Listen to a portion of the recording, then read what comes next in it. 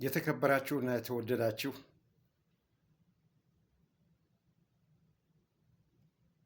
የሚወዳችሁና የምናፍቃችሁ ወዳጆቼ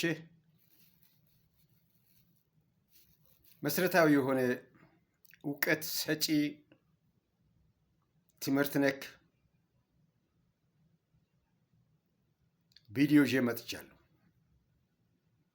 ይህ ቪዲዮ እንዳያመልጣችሁ። እኔ በፍጥነት ማንበብ ስለማነበው ያዘጋጀሁትን ያረቀቅኩትን እውነተኛ መሰረታዊ የሆነ ለውጥ ማስገኘት የሚችል እውቀት ሰጪ መሆኑን በመመለከት እንድትከታተሉ ይጋብዛለሁ። ያንድ ሰው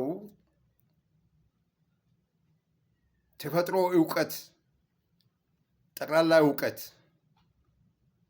ማወቅ እንዴት ይቻላል በሚል ርዕስ ያዘጋጀሁትን ነው። የአንድ ሰው ተፈጥሯዊ ጠቅላላ እውቀት ማወቅ እንዴት ይቻላል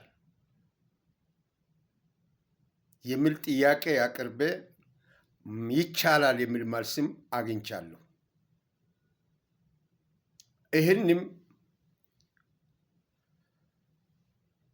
የአምስት ጥያቄዎች እያንዳንዳቸው አምስት ርዕስ ያላቸውና አምስት ጥያቄዎች እያንዳንዳቸው መልስ አጭር መልስ የተሰጠ በሶስት ፓራግራፍ የተከፈለ ሐሳብ ነው ይዤ የቀረብኩት። በፍጥነት ስለማነብ ተከታተሉኝ። የአንድ ሰው ጠቅላላ እውቀት ወይም ኦቨርኦል ኖሌጅ ማወቅ በአንድ ነገር ብቻ አይመረጥም።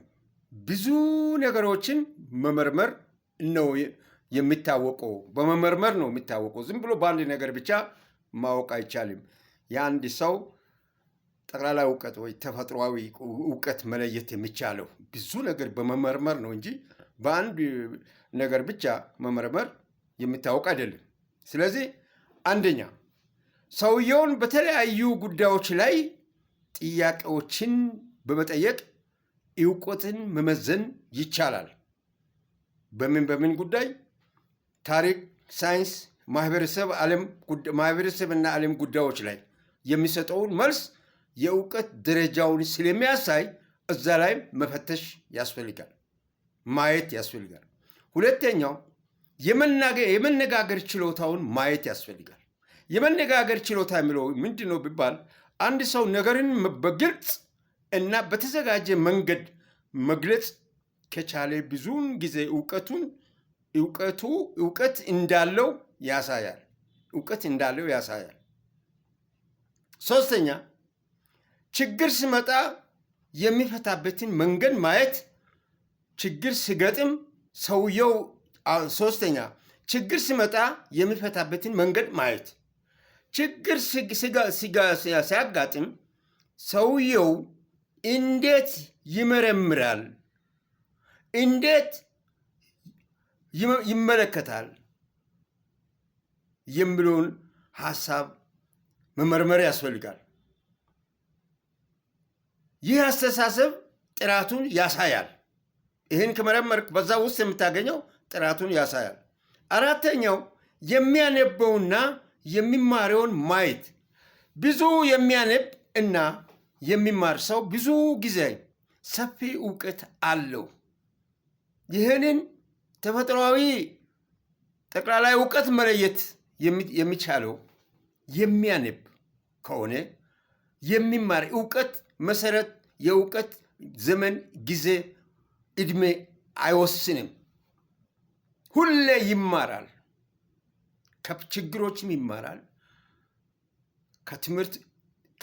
በትምህርት ዓለም ከማንበብም ይማራል።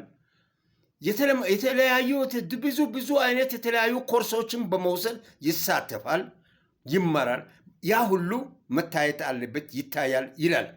አምስተኛው በተግባር የሚያሳየው እውቀት በንግግር ብቻ አይደለም፣ በስራ፣ በውሳኔ፣ በተግባር እንዴት እንደሚጠቅም ይመለከታል። አምስተኛው በተግባር የሚያሳየው ሲሆን በተግባር የሚያሳየው ምንድን ነው? እውቀቱ በንግግር ብቻ አይደለም፣ በስራ፣ በውሳኔ፣ በተግባር እንዴት እንደሚጠቀም ይመለከታል ይላል። የጠቅላላ የአንድ ሰውን ጠቅላላ እውቀት ለማወቅ። ስለዚህ በአጠቃላይ ሀሳብ ስናስቀምጥ የአንድ ሰው ጠቅላላ እውቀት ለማወቅ እርሱ የሚናገረውን የሚያስብበትን መንገድ እና በተግባር የሚያሳየውን መመርመር ያስፈልጋል። ዝም ብሎ ጠቅላላ እውቀት አለው፣ የተሻለ እውቀት አለው፣ እንዲህ ነው ብሎ ማሞካሸት አይደለም። ይህንን ሁሉ ከአንድ ተራ ቁጥር እስከ 5 ያለውን ዝርዝሩን ማወቅ መቻል አለበት። ስለዚህ ሁለተኛው ደረጃ 3 ደረጃ ብያለሁ። እያንዳንዱ 5 ነጥቦችን ይዟል። ሶስተኛው ደረጃ አንድ ሰው ጠቅላላ እውቀት በፍጥነት ለመገምገም የሚረዱ 5 ጠቅላላ ጥያቄዎች አሉ። እነዚህ ጥያቄዎች 5 ጠቅላላ ጥያቄዎች አሉ። እነዚህ ጥያቄዎች ሰውየው እንዴት እንደሚያስብና የሚያውቀው ምን ያክል እንደሆነ ያሳያል። እነዚህ ጥያቄዎች ምንድን ናቸው የሚለውን ነገር፣ የትኞቹ ናቸው የሚለውን ነገር እንደርስበታለን።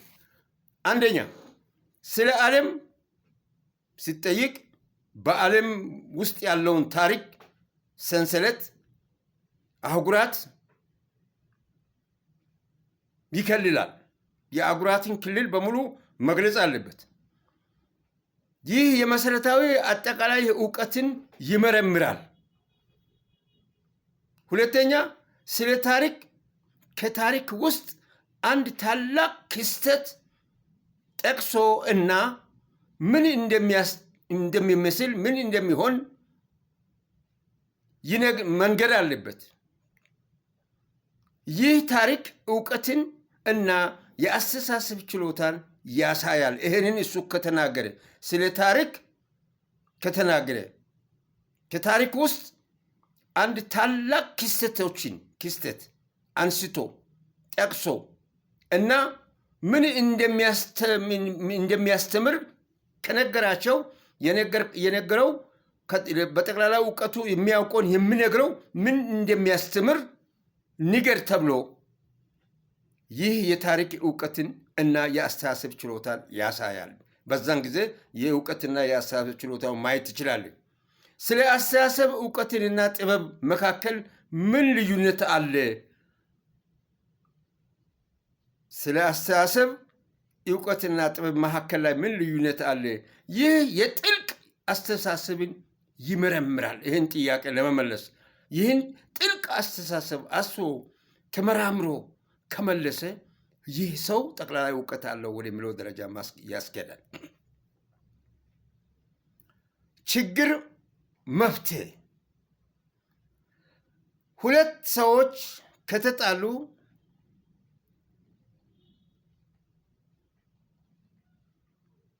ትፈተዋለህ፣ ችግሩን ትፈተዋለህ። ይህ የማስተዋል እና የውሳኔ ችሎታን ያሳያል።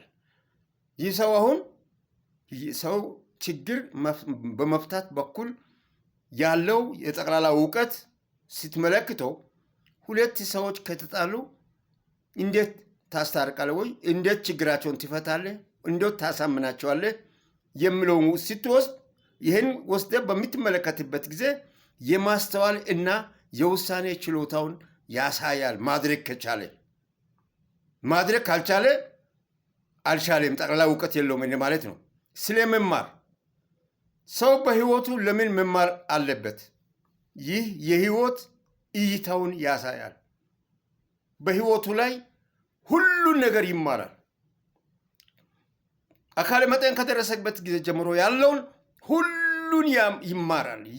ያለፈበትን የሚረሳ ሳይሆን አስተውሎ መናገር የሚችል ከሆነ ጠቅላላ እውቀቱ የሰፋ እንደሆነ ከሌሎች ዓለም ታሪኮችም ጋር አገናዞ ማውራት የሚችል ከሆነ ጠቅላላ እውቀቱን መለየት ማወቅ ይቻላል። ስለ መማር በሚመለከት ሶስተኛው እና ከነዚህ ከአምስት ስለ መማር የሚለው አምስተኛው ነው። ችግር መፍትሄ የሚለው ሶስተኛ ነው። አራተኛ ነው። ስለ አስተሳሰብ የሚለው ሶስተኛ ነው። ስለ ታሪክ የሚለው ሁለተኛ ነው። ስለ ዓለም የሚለው የዘረዘርኳት ስለ ዓለም ሲናገር፣ ስለ ታሪክ ሲናገር፣ ስለ አስተሳሰብ ሲናገር፣ ስለ ችግር መፍታት ሲናገር፣ ስለ መማር በመለከት ሲናገር የሚሉት ነገሮች ጠቅላላ እውቀቱን የሚያካትቱና ነጥቦቹን የያዙ ናቸው። እነዚህ መካከል ላይ እሱ የሚናገራቸው ትንታኔዎች አሁን የተነተንኳቸውን በምናገርበት ጊዜ ጠቅላላ እውቀቱን መገመት ይቻላል። አስፈላጊ ነገር የአንድ ሰው እውቀት በመልሱ ብቻ አይመረጥም። እንዴት እንደሚያስብ፣ እንዴት እንደሚቀጥል፣ እንደሚገልጽ፣ እንዴት እንደሚያስብ፣ እንዴት እንደሚገልጽ፣ እንዴት እንደሚመክር እነዚህ ሁሉ በአንድ ላይ ይመዘናሉ ጠቅላላ እውቀቱን ለመለየት። አንድ ሰው ብዙ መጽሐፍ ካነበበ ግን በሕይወቱ ምንም ካልተለወጠበት፣ ስለ ሌላ ሰው ግን ጥቂት ነገር ብቻ አውቆ ግን በተግባር ከዋለው ማን ነው ከሁለቱ የበለጠ ጠቢብ የሚሆነው? ይህ ሰው ከሚያደርገው ጠቢብ የሚያደርገው ምንድን ነው? ብዙ በማንበብ ብዙ በመማር ብዙ በማወቅ ሳይሆን ጥቂቱን አውቆ በጥቂቱ መሰረት ተግባራዊ ማድረግ እንቅስቃሴ ሲያደርግ ጥቂት ያነበበው ሰውዬ ብዙ ከተማሪውና ብዙ ካነበበው በላይ ጠቢብ ሊሆን ይችላል። ይህንን ሁለቱን ልዩነቶችን መገመት የሚችል ከሆነ ነው የሰውየው ሁለቱንም ከሁለቱ የትኛው ነው የሚያሟላው የሚለው ከለየ ነው የጠቅላላ እውቀት መመዘኛው መሆን የሚችለው የሚል ሀሳብ ነው በዚህ ላይ የሚታየው። ይህ ጥያቄ እነዚህ ጥያቄዎች በአጠቃላይ የሚመዘኑት አንድ ሰው ብዙ መጽሐፍ ካነበበ ግን በሕይወቱ ምንም ካልተለወጠበት፣ ሌላ ሰው ግን ጥቂት ነገር ብቻ አውቆ ግን በተግባር ካዋለው ማን ነው ከሁለቱ የበለጠ ጥበብ ያለው የሚለው ነገር ሶስት ጥያቄዎችን ያነሳሉ። ሶስት ነገሮችን ያሳያል። አንደኛው ሰውየው እውቀቱን እንዴት እንደሚረዳ፣ ሁለተኛው አስተሳሰቡ ጥልቅ መሆኑን፣ ሶስተኛ እውነቱን ከተግባር ጋር ማያያዝ እንደሚቻል የሚሉት ሶስት ነጥቦችን እነዚህ ሁለት ነጥቦች አካቶ ይዟል። በመሆኑ ስለዚህ እውቀት ብቻ አይበቃም። በተግባር የሚጠቀም ሰው ነው ከፍ ያለ ጠቢብ የሚሆነው። እውቀት ከተግባር ጋር ማያያዝ እንደሚቻል ብያለው ቅድም። ሰውየው እውቀቱን እንዴት እንደሚረዳ፣ አስተሳሰቡ ጥልቅ መሆኑን፣ እውቀቱን ከተግባር ጋር ማያያዝ እንደሚችል፣ እነዚህ እውቀት ብቻ በአንድ እውቀት ብቻ አይበቃም በተግባር የሚጠቀም ሰው ካልሆነ። ከፍ ያለ ጥበብም የለውም። ከፍ ያለ ጥበበኛ ለመሆን የሚያስፈልገው እውቀት ብቻ ሳይሆን በተግባር የሚጠቀም ሰው ነው ከፍ ያለ ጥበብ ያለው የሚል ግምት ላይ ያስከዳል። ያን ነገር ማድረግ ይችላል ማለት ነው። ስለዚህ እነዚህን ነገሮችን ማሟላት አለበት ነው። አንድ ሰው ጠቅላላ እውቀት ወይም ጀነራል ኖሌጅ በፍጥነት ለመገምገም የሚረዱት 5 ዋና ነጥቦች አሉ። እነሱም እነሱም ዋና ዋና መገምገሚያ ነጥቦች አሉ። እነዚህ ነጥቦች ሰውየው እውቀት ምን ያክል ስፋትና ጥልቀት እንዳለው በፍጥነት ለማወቅ ይረዳል። እነዚህ 5ቱ ነጥቦች የሰውየው መገምገሚያ ነጥቦች ሰውየው እውቀቱ ምን ያክል ስፋትና ጥልቀት እንዳለው በፍጥነት ለማወቅ ይረዳል። ስለዚህ አንደኛው የጥያቄ መልስ ፍጥነት፣ ሰውየው ሲጠየቅ ተረክ አድርጎ መልስ እውቀት ዳብሯላ ተፈጥሮ እውቀት ጀነራል ኖሌጅ ጠቅላላ እውቀት አለው በሚጠየቅበት ጊዜ ተረክ አድርጎ መልስ ይሰጣል። ሰውየው ሲጠየቅ መልስ በፍጥነት በተደራጀ መንገድ የመስጠቱ መጠን የእውቀቱን መጠን ያሳያል። ብዙ ጊዜ እውቀት ያለው ሰው ነገሮችን በፍጥነት ያስታውሳል። ሁለተኛው የነገሮችን ምክንያት ማብራራት። ሰውየው ሲጠየቅ የነገሮችን ምክንያት ማብራራት የሚያስፈልገው እንዴት ነው? ነገሮች ለምን እና እንዴት ብሎ ማብራራት ከቻለ ይህ ጥልቅ እውቀት እንዳለው ያሳያል። ቀላል መልስ ብቻ አይደለም፣ ምክንያቱም ማስረዳት አለበት። እንዲሁ በቀላል መልስ ብቻ በመስጠት ሳይሆን የሚሰጠውን መልስ ማስረዳት ማብራራት መቻል አለበት።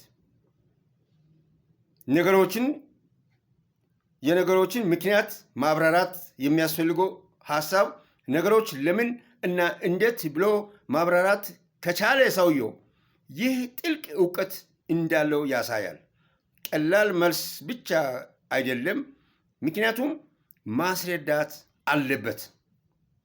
ነገሮችን ማገናኘት፣ ታሪክ፣ ሳይንስ፣ ፖለቲካ ወይም ማህበረሰባዊ ጉዳዮችን እርስ በርስ ማገናኘት ከቻለ ይህ ሰው የሚያስብ እና የሚያገናዝብ እውቀት እንዳለው ያሳያል።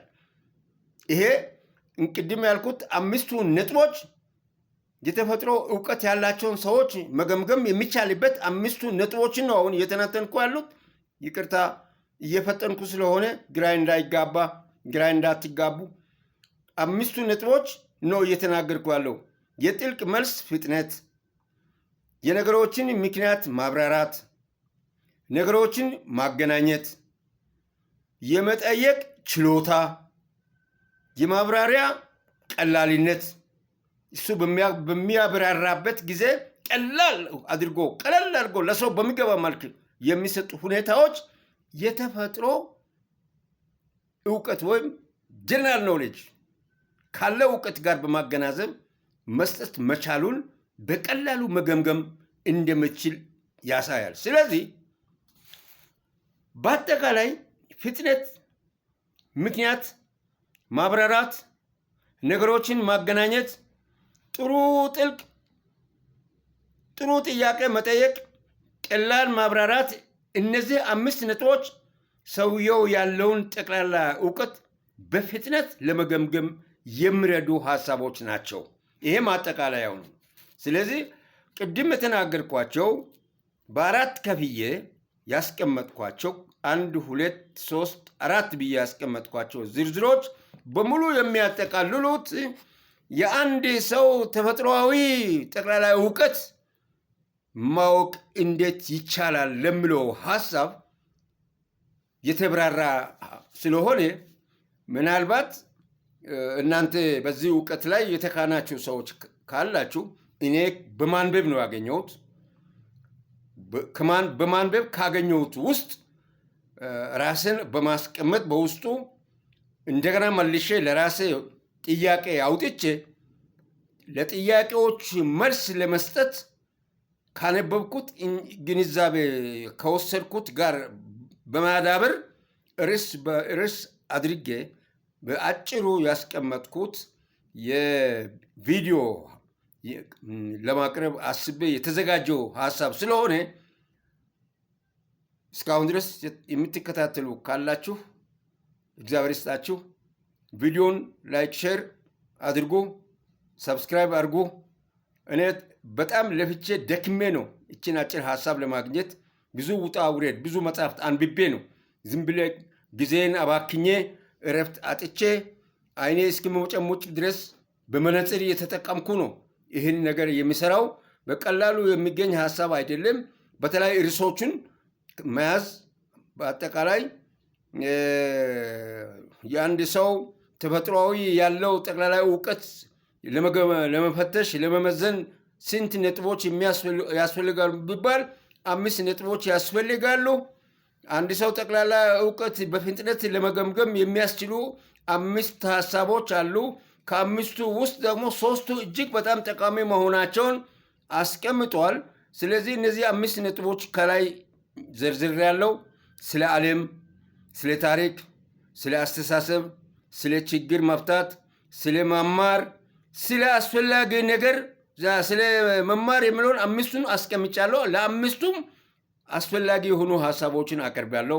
3ኛው አስፈላጊ ነገር የሚለውንም አስቀምጬ አስፈላጊ ነገር ውስጥ ሰው 3 ነጥቦችን አስፈላጊ ነገር ላይ 3 ነጥቦች ሰውየው እውቀትን እንዴት እንደሚረዳ አስተሳሰቡ ጥልቅ መሆኑን እውቀቱን ከተግባር ጋር ማያያዝ እንደሚችል በ3 አካፍዬ የ3ቱን ሀሳብ አስቀምጫለሁ።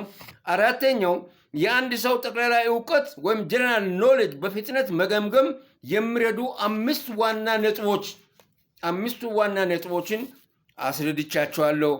የጥያቄ መልስ ፍጥነት 1፣ የነገሮችን ምክንያት ማብራራት 2፣ ነገሮችን ማገናኘት 3፣ የመጠየቅ ችሎታውን 4፣ የማብራራት በቀላል መልክ ማብራራት መቻሉን 5 ውስጥ ሀሳቡን ተንትኜ አንብቤ አቅርበላችኋለሁ። በአጠቃላይ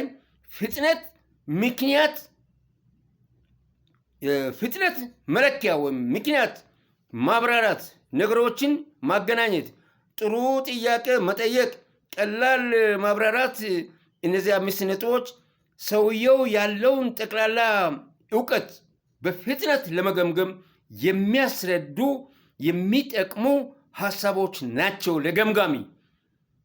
ይሄ አሁን 5ቱን መጨረሻ 5ቱን ያስቀመጥኳቸው ጠቅላላ እውቀት ያለውን ሰው ለመሾም ለማስቀመጥ እውቀቱን ለማጽደቅ እውነት አዋቂ ነው ወይ ታዋቂ ነው የሚለውን ግምገማ ለመውሰድ የሚጠቅሙ 5ቱን ነጥቦች ድረስ ነው ያስረዳኋቸው። ከይቅርታ ጋር እኔ ከራሴ ከድካሜ ጋር ደክሜ ያመጣው ስለሆነ ስናገር ምንም ድካም አይሰማኝም። አሁን እናንተም በማዳመጥ የምትደክሙም ከሆነ ከይቅርታ ጋር በዚህ ያጠቃልላለሁ።